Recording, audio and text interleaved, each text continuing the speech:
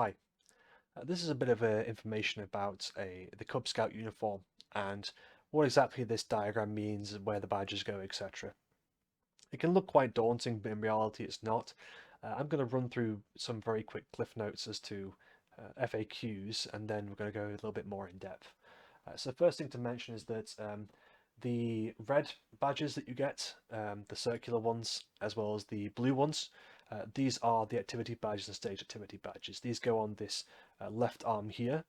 You can get a large number of these in Cubs, more than 20. So when you are putting these on the uniform, do bear in mind to leave room. I'd say put them somewhere central like this on the arm, and that way you can go up and down and put a second row on, or perhaps even a third if you need to. But it's worth planning ahead if you're a parent as to where you want to put these badges on the arm so they fit properly and can be seen.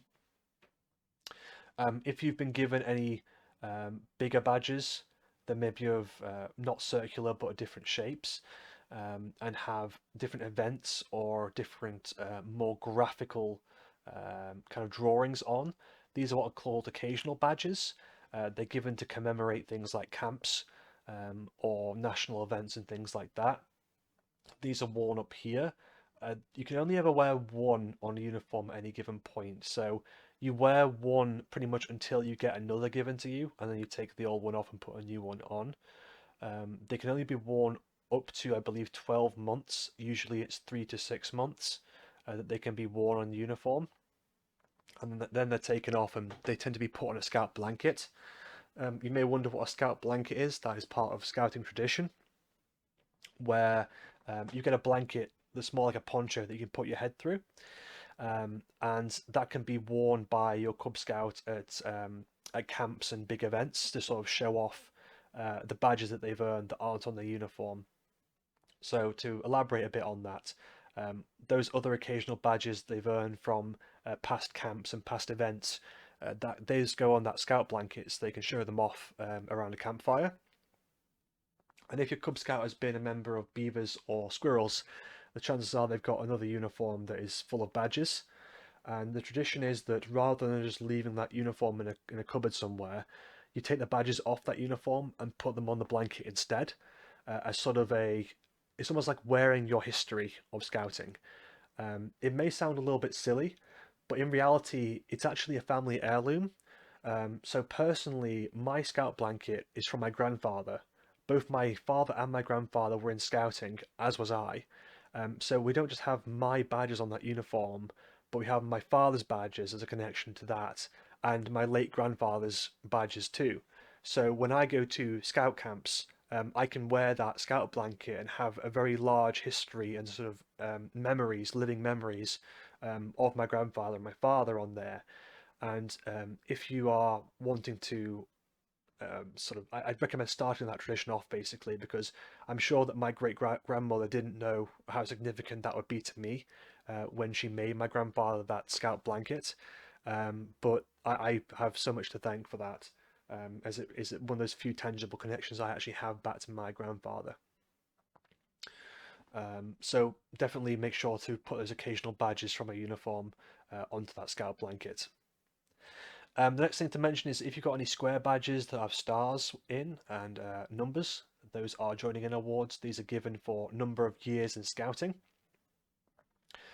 If you're missing these and your young person's been in scouting for more than a year, you should be owed them, so make sure you get one.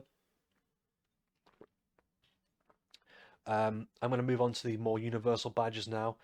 So the membership award here is purple, and it has a fleur-de-lis inside or an arrowhead. That goes right here. Every member of the scout movement in the entire world has one of these. Um, you should absolutely have one of these on your Cubs uniform, unless they are literally just trying out Cubs for the first time on their first week. If they don't have this, they absolutely should, because it's one of the things that marks you out as being a full member of scouting. The next thing to mention is these badges up here. Essentially, you have a county badge, a district badge, and a group badge. You have group name tape as well as a group badge. These show at a glance, basically, to which group your cub belongs to. So at a big event, it can be much easier to identify where they are and who they are and where they're from. So county, area, region. This is obviously something like Cheshire or Derbyshire or something like that. And district is more to do with the city or the town that they're nearby. Then you usually have a group name tape that'll say something like 23rd Upton or something, and that will say specifically what group in that district they belong to, so it's easy to identify exactly who their leaders are. You may or may not have a group badge. This will look very different to any of the other badges that you have. It might have an animal on it or something like that. Um, Usually this is worn on the scarf, which is also called a necker, which goes around the neck. And this little bit here is called a woggle, by the way, which holds it in place. But sometimes a group badge can be worn down here as well. It's kind of a personal preference thing. Personally, I like mine on my sleeve, but a lot of scout groups insist you put them on the necker. If you're from Northern Ireland or Scotland, you have an additional badge that you put sort of in between up here. And if you're from Wales, you get these shoulder straps here as well. If you're from England, unfortunately, you get nothing to identify you as separate from the other home nations. Moving on, I'm going to touch on these badges here.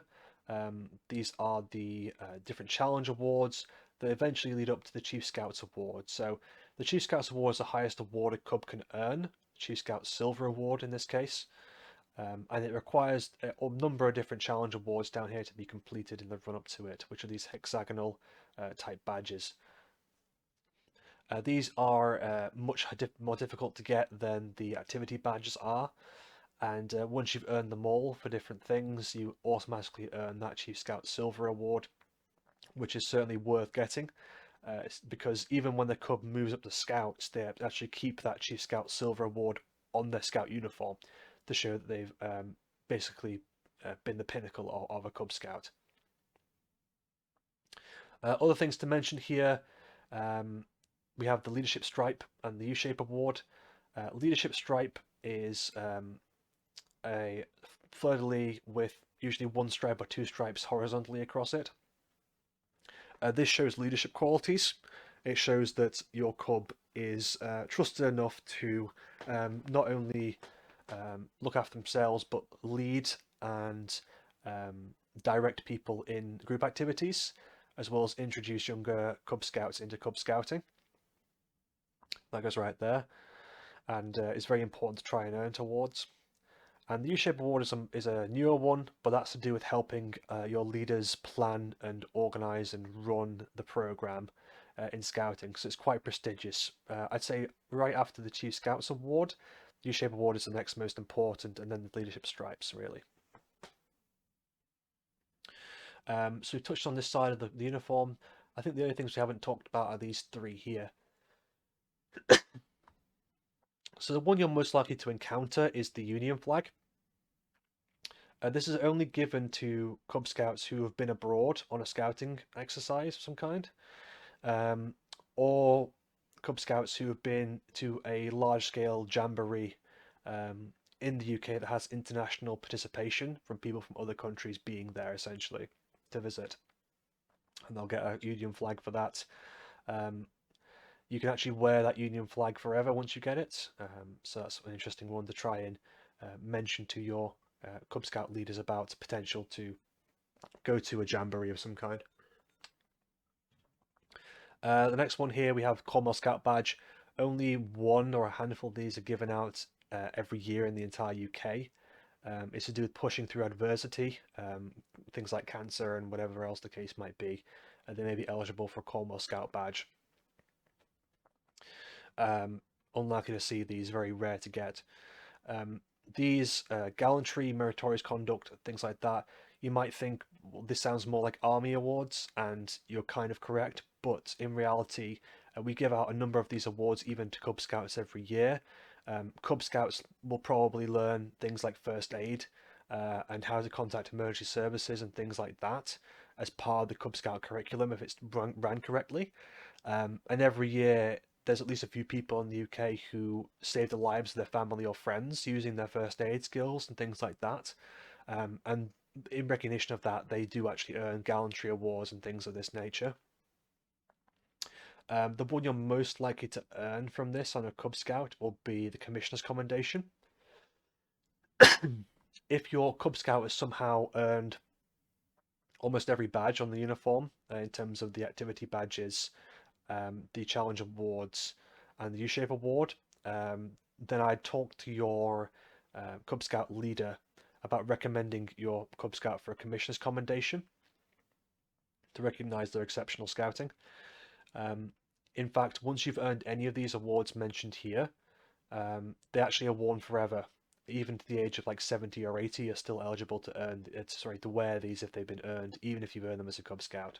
So it's quite prestigious to wear, and these are very rare to get as a Cub Scout too. So that's about everything really to mention here. If your Cub Scout is a member of the Air Scouts or the Sea Scouts, they will have special things to add to their uniform. But beyond that, other things to really mention is that Cub Scouts, in addition to their uniform like this, they can wear activity trousers as well, which are dark blue. So if you don't want them wearing school trousers because they might scuff them up, and perhaps jeans are a little bit too casual and things like that for scouting, as we're a uniformed organisation. If you have a few spare pounds, I would recommend buying some activity trousers from the Scout store. Additionally, in the wintertime, you might want to buy a dark green crew neck sweatshirt from the Scout store, which is also official uniform that can be worn in cold weather. Um, and that's pretty much everything. If they earn, for example, the Sixer leadership stripe, which is the highest one, they can actually get a special woggle to distinguish the fact that they were a Cub Sixer. That's about everything to mention, though. Hopefully that's been useful. Bye bye.